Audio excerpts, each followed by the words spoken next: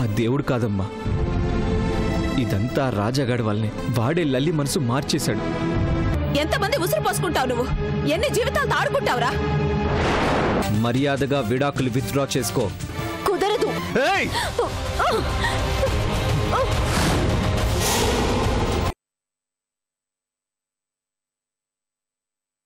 ఎవరో కావాలని ఆయన్ని లంచం తీసుకున్నట్టుగా నిరూపించి సస్పెండ్ చేసేలా చేశారు కదా.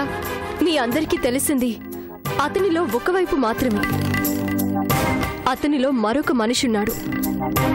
అలా కనిపించరే. తేనె సీసాలో విషం పోసినా అది తేనెలానే ఉంటుంది. చూసేవాళ్లకన్నా తాగేవాళ్లకే కదా అది ఎంత ప్రమాదమో తెలిసేది. ఏసీపీ గారి గురించి ఇలా కంప్లైంట్ చేయటం ఏ మీ చట్టాలు అమాయకుల్ని శిక్షించడానికేనా? అధికారంలో ఉన్న వాళ్ళని ఏమీ చేయలేదా? అయినా అతను ఇప్పుడు సస్పెండ్ అయ్యాడుగా. మీ డిపార్ట్మెంట్ మనిషి అన్న అభిమానం అతని మీద యాక్షన్ తీసుకునివ్వడం లేదా? నోనో, తప్పు చేశాక ఎవరైనా ఒకటే. కాకపోతే ఆ స్థాయి మనిషి ఇలా చేశాడంటే నమ్మలేకపోతున్నాను, అంతే. ఆడదాన్ని వేధించడానికి స్థాయితో పని లేదు. మగాడైతే చాలు. నాకేదన్నా న్యాయం చేయగలరా లేదా? ముందు అది చెప్పండి. అన్యాయం జరిగిన వాళ్ళకి న్యాయం చేయడానికే మేముండేది. తప్పు చేశాక పై స్థాయి వాళ్లైనా కింద స్థాయి వాళ్లైనా మాకొకటే. బాధ్యతగా ఉండాల్సిన అధికారే ఇలా తప్పు చేస్తున్నాడు అంటే చూస్తూ ఊరుకోను. మీరేం వరీ కాకండి. మీరు కంప్లైంట్ రాసివ్వండి. అతను మళ్ళీ మీ జోలికి రాకుండా నేను చూసుకుంటాను.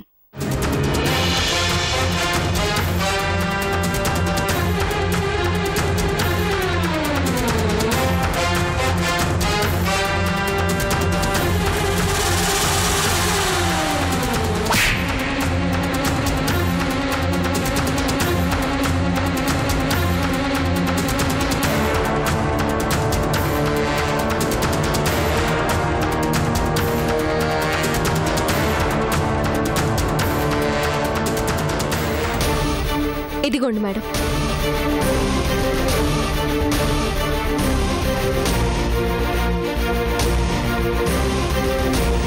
ఓకే మేడం, నేను చూసుకుంటాను.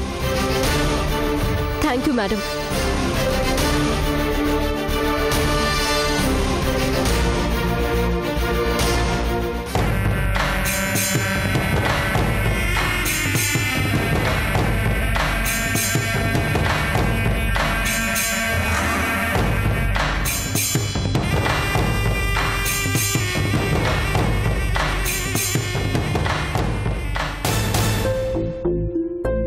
బాబు తీసుకో. వద్దమ్మా. ఏంటయ్యా నువ్వు ఇలా తినకుండా తాక్కుండా దిగులు పడుతూ కూర్చుంటే ఎలా? బాధపడడం తప్ప ఏం చేయలేకపోతున్నాను కదమ్మా. నువ్వు భయపడినట్టు ఏమీ జరగదు బాబు. లల్లీనే తన తప్పు తెలుసుకొని నీకోసం వస్తుంది చూడు.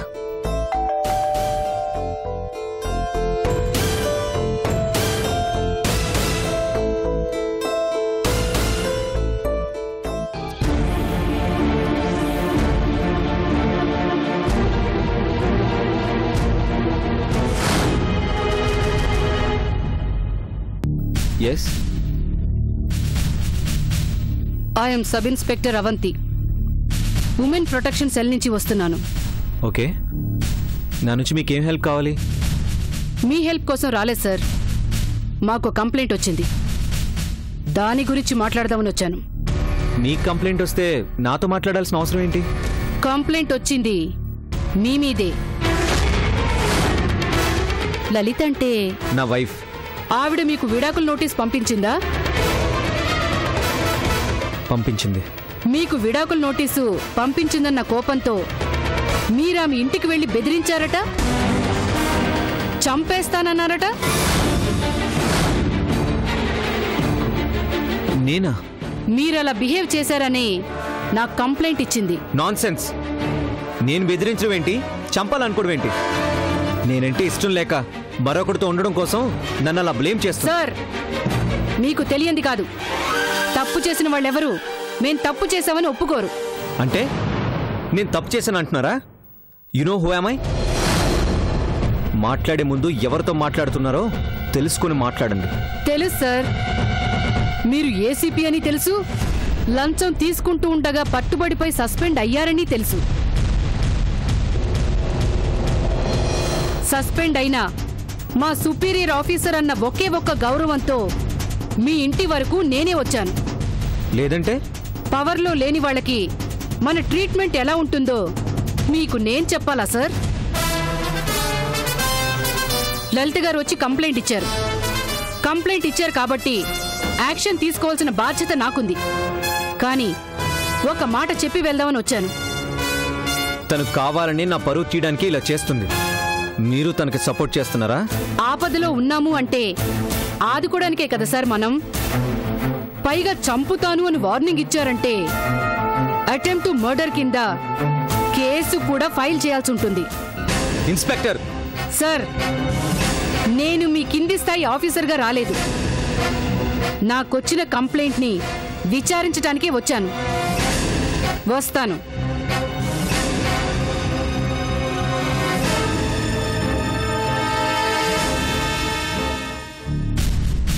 చూడండి మిస్టర్ అశోక్, మరోసారి లలిత గారిని బాధ పెట్టినట్టు తెలిసిందంటే నెక్స్ట్ టైం నేను రావటం అంటూ ఉండదు.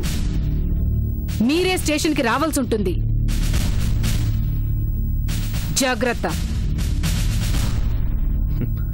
చూసావా అమ్మా, నా ఎదురుగా నిలబడ్డానికి కూడా భయపడేవాళ్ళు నాకే వార్నింగ్ ఇచ్చి వెళ్తున్నారు. అయినా నువ్వు లల్లిని చంపుతానని బెదిరించడం ఏంటయ్యా? తన కోసం నేను చేస్తాను అంటున్నాను. తనేమో నేను చంపుతాను అన్నానని కంప్లైంట్ చేసిందట. నా బాధ నేను ఎవరికి చెప్పుకోవాలమ్మా? నేను చెప్పానా, ఇదంతా లల్లి తెలివితేటలు కాదు, ఆ రాజాగాడే నా పరువు తీయాలని ఇదంతా చేస్తున్నాడు. రోడ్డును పోయే కుక్కలు మొరిగితే ఏనుగు విలువ తగ్గుతుందా బాబు? చూద్దాం అని ఊరుకుంటుంటే వాడిష్టానికి ప్రవర్తిస్తున్నాడు. నువ్వేం బాధపడకు బాబు. ఇలా వాడు నిన్నెంతకాలం బెదిరిస్తాడో నేను చూస్తాను.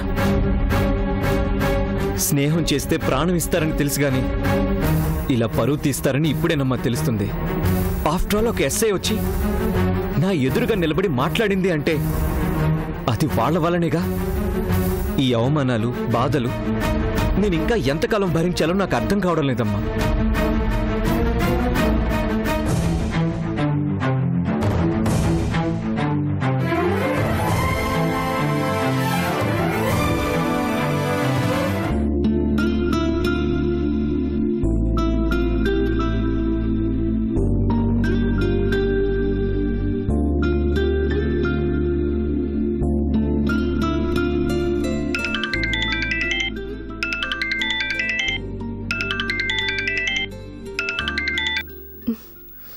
చెప్పు చందు.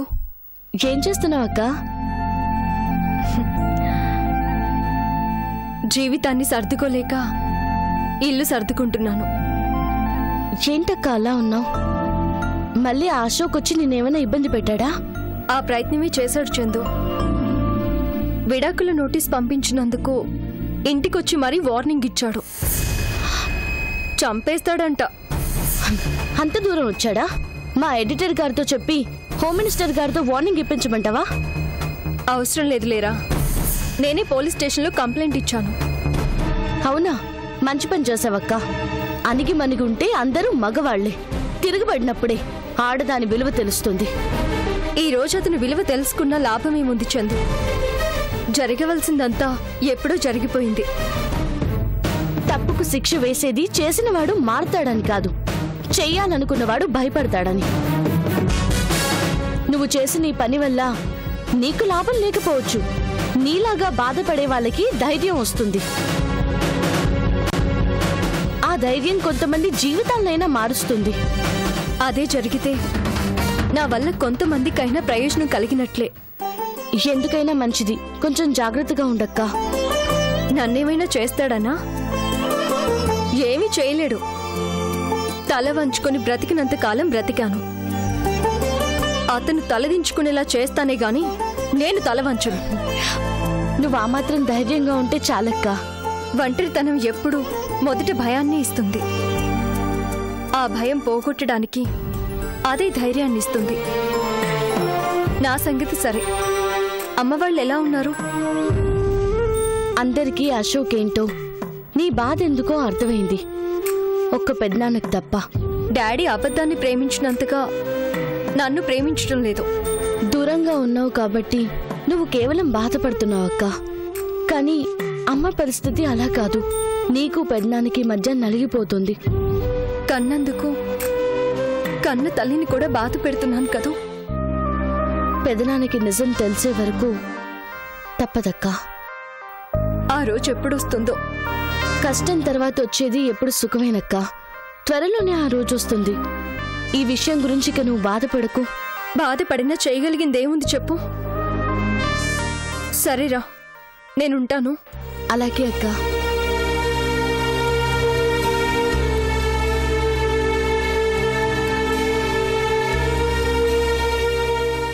ఎవరు లల్లి? చందునే. ఓ చందునా?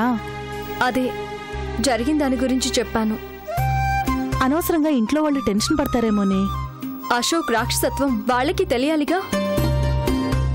అశోక్ ఏం చేస్తాడు చెప్పు లల్లి? ఈరోజు నీకు రాజా అండుంది. అశోక్ తోకజాడిస్తే రాజా చేతుల్లో తన్నులు తింటాడు. నీ వల్ల ఇంత నష్టం జరిగినా రాజా నీకు ఈరోజు అండగా నిలబడ్డాడు అంటే నీ తప్పులు క్షమించట్టేగా. నా తప్పులకి క్షమాపణ కూడా ఉంటుందా? క్షమించాడు కాబట్టే కష్టాల్లో నీకు తోడుగా నిలబడ్డాడు లల్లి. ఇన్ని రోజులు మీ ఇద్దరిని దూరం చేసిన అశోక్ ఈ రోజు మీ మధ్య లేకుండా పోయాడు. ఆ విడాకులు కూడా వచ్చేస్తే ఇక అతనెవరో నువ్వెవరో.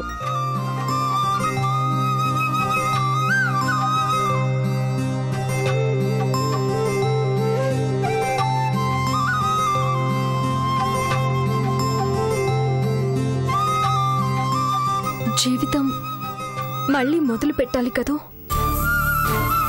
మొదలు పెట్టాలి అనుకుంటే ఆ రోజు ఊటీలో దూరమైన రోజు ఈ రోజే అనుకుని మొదలు పెట్టొచ్చు. మధ్యలో జరిగిపోయింది ఓ పీడకలు అనుకుని మర్చిపోగలిగితే చాలు.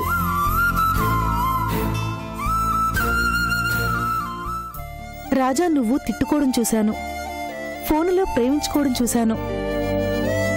రాజా కోసం నువ్వెన్ని కలలు కన్నావో చూశాను. మీ ఇద్దరూ ఒకటైతే చూడాలనుకున్నాను, అది మాత్రం చూడలేకపోయాను. నాకిప్పుడు అనిపిస్తుంది, జరిగింది మర్చిపోయి నీకింకా సహాయం చేస్తున్నాడంటే రాజా మనసులో ఆ ప్రేమ ఇంకా అలాగే ఉంది. దూరమైన ప్రేమకు మళ్ళీ ఎలాగో దగ్గరయ్యావు. అలాగే అన్నీ మర్చిపోయి మీ ఇద్దరూ ఒకటైతే తప్పే ఉంది. ఆ రోజు రాజాకి ద్రోహం చేశాను, ఈ రోజు నా చెల్లెలికి ద్రోహం చేయమంటావా? నా అదృష్టాన్ని నేనెప్పుడూ దూరం చేసుకున్నాను. నేను చేసిన తప్పుల్ని ఈ రోజు రాజా క్షమించగలిగాడు అంటే అందుకు కారణం చందు. నేను చేసిన గాయానికి తను వైద్యం చేసింది.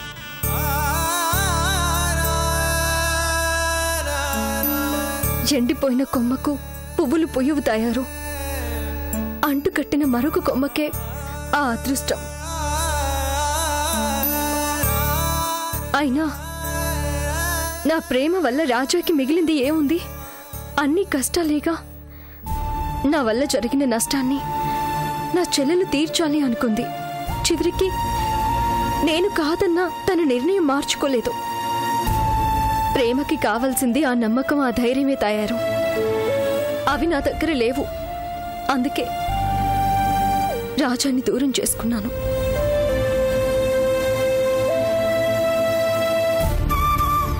రాజాకి చందునే కరెక్ట్. కనీసం వాళ్ళిద్దరి పెళ్లి చేసే అదృష్టమైనా నాకుంది, అది చాలు.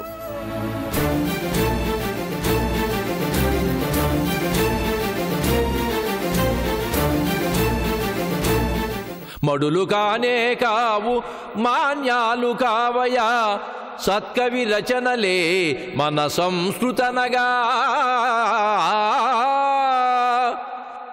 భర్మ్యకర్మ్యము కావు భవనాలు కావయా సత్పురుషుల గోష్ఠి మన సంస్కృతనగా ధనము కానే కాదు కనకమసలు కాదు సద్ధర్మ విధులగు మన సంస్కృతనగా పదవి కానే కాదు పలుకుబడులు కావయా సత్కళారూపాలి మన సంస్కృతనగా జరులవోలే మఘోన్నత హిమగిరులవోలే శాశ్వతమైనది మన సంస్కృతనగా అట్టి భారత సంస్కృతిని ఆస్తిగాను పిల్లలకు పంచిపెట్టుడో పెద్దలారా తనయులకు పంచుడో తల్లిదండ్రులారా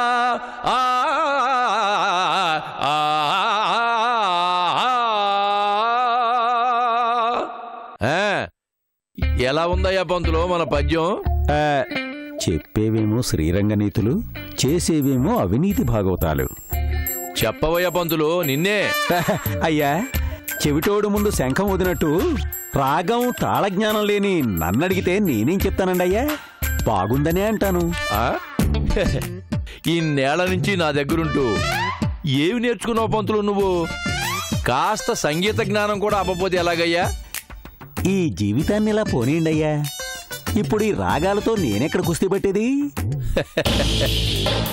నమస్తే సార్. రావయ్యా, కూర్చో కూర్చో.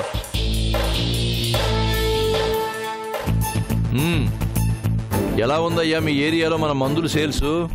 బ్రహ్మాండంగా ఉంది సార్. ఆల్రెడీ చిన్న చిన్న ఏరియాలను కూడా వదలట్లేదు. అన్ని ఏరియాలను కవర్ చేస్తున్నాను. కవర్ చేయమనే కదయ్యా నీకు కవర్లు ఇచ్చేది. మీరిచ్చే కవర్ బరువును బట్టే కదా సార్ మేము వ్యాపారాన్ని పెంచేది. ఒక్క మెడికల్ షాపును కూడా వదలకుండా మొత్తం సప్లై చేస్తున్నాం సార్. సరే, ఆర్డర్లు ఎలా ఉన్నాయి? స్టాక్ సరిపోవడం లేదు సార్.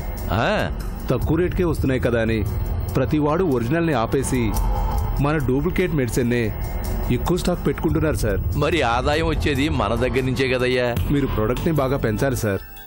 అలాగే, అంతగా కావాలనుకుంటే మరో 2 యూనిట్లు పెంచి రాత్రి మవళ్ళు పని చేయిద్దాం. ఆ పని చేయండి సార్. నీ కష్టాన్ని గుర్తించి నీ కవర్ బరువు ముందే పెంచామయ్యా. మరి నువ్వు మా వ్యాపారాన్ని పెంచు. తప్పకుండా సార్. పంతులు అయ్యా, మా నాడికి కవర్ ఇచ్చే. అలాగేనండి అయ్యా. Thank you. ఉంటాను సార్. మంచిది.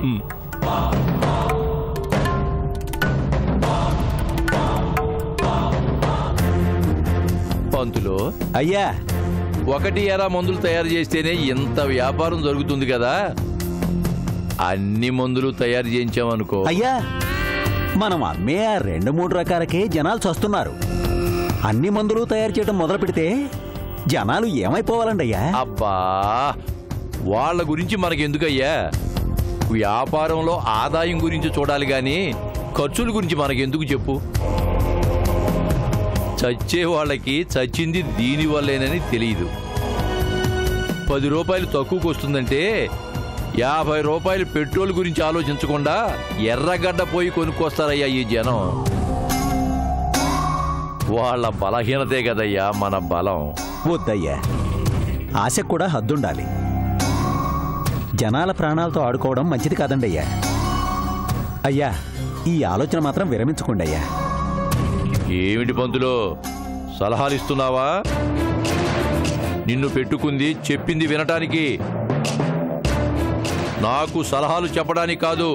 అంటే అయ్యా, అది పాపం ఎక్కువైతే మనకే ప్రమాదం. కలికాలం అంటే మన కాలం అయ్యా. మనబోటి పాపాత్ముల కోసమే ఈ యుగం. గుడికెళ్ళి కోనేట్లో మునిగి కొబ్బరికాయ కొట్టామనుకో పాపం పటాపంచులవుతుంది, పుణ్యం బోల్డ్ వస్తుంది. డబ్బులు అలా రావుగా. అందుకే ల్యాబ్ టెక్నీషియన్స్ని పెంచి అన్ని రకాల మందులు మన ఫార్ములాతోనే తయారు చేయడానికి ఏర్పాట్లు చేయి. ఈ దెబ్బతో మన వ్యాపారం కోట్ల టర్నోవర్కి వెళ్ళిపోవాలి.